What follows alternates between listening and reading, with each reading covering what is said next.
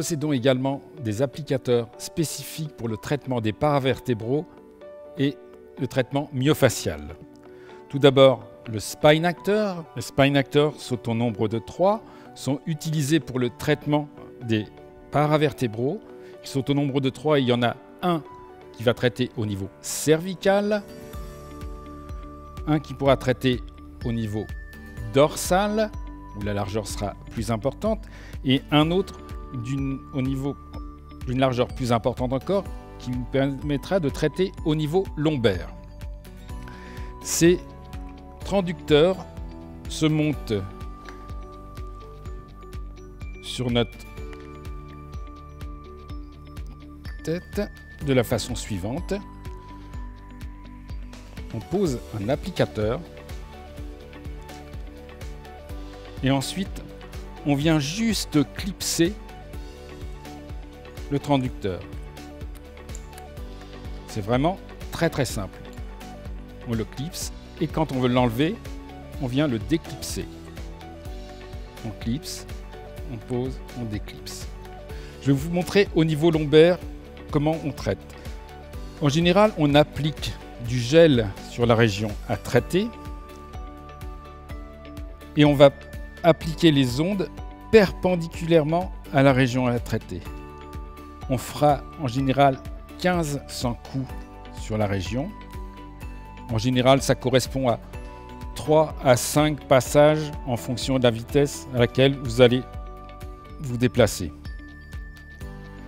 On peut effectuer des petits mouvements de rotation quand on est sur une zone où on sent une petite contracture.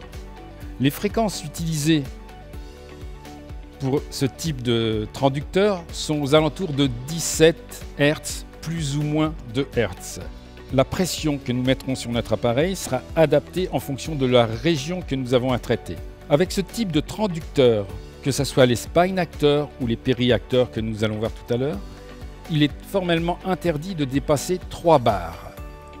Ceci dit, on a la chance avec notre RPW2 d'avoir un appareil qui nous permet de démarrer avec des pressions très basses, donc de pouvoir traiter des régions qu'on ne pouvait pas traiter auparavant.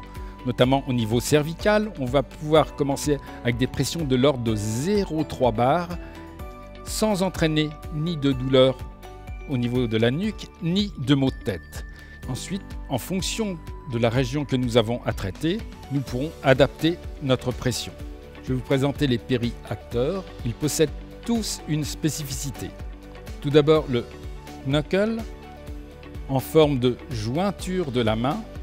Il est utilisé au niveau des fascias cervico-thoraciques, fascias thoracolombaires, mais également au niveau des cloisons intermusculaires, au niveau des membres supérieurs et du membre inférieur. Le deuxième, la sphère, en forme de doigt, il sera utilisé pour traiter les trigger points. Le troisième, le scoop, en forme de cuillère, il était utilisé au niveau des reliefs osseux, comme l'épine de l'omoplate, comme le bord interne de l'omoplate. Également, il peut être utilisé au niveau de la crête iliaque, mais également au niveau des membres inférieurs, dans le cas de périostite. Le quatrième, c'est le scraper. Il est utilisé au niveau des fascias, aussi bien au niveau thoracique qu'au niveau des membres supérieurs ou des membres inférieurs.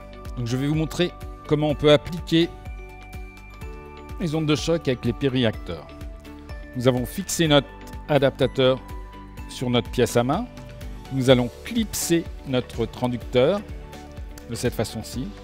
Contrairement aux autres transducteurs, nous n'utiliserons pas de gel. Le but est d'être au plus près possible de la peau pour diminuer les adhérences. Pour cela, nous n'allons pas taper à 90 degrés comme nous avons l'habitude de le faire, mais nous pouvons avoir une obliquité allant jusqu'à 45 degrés afin de diminuer les adhérences entre les différents fascias. Les fréquences utilisées avec ce type de transducteur sont en général de 17 Hz plus ou moins de Hz. La pression ne doit jamais dépasser 3 bars. Le nombre de coups sera environ de 1500, c'est-à-dire 3 à 5 passages sur la zone à traiter en fonction de la vitesse à laquelle vous vous déplacez.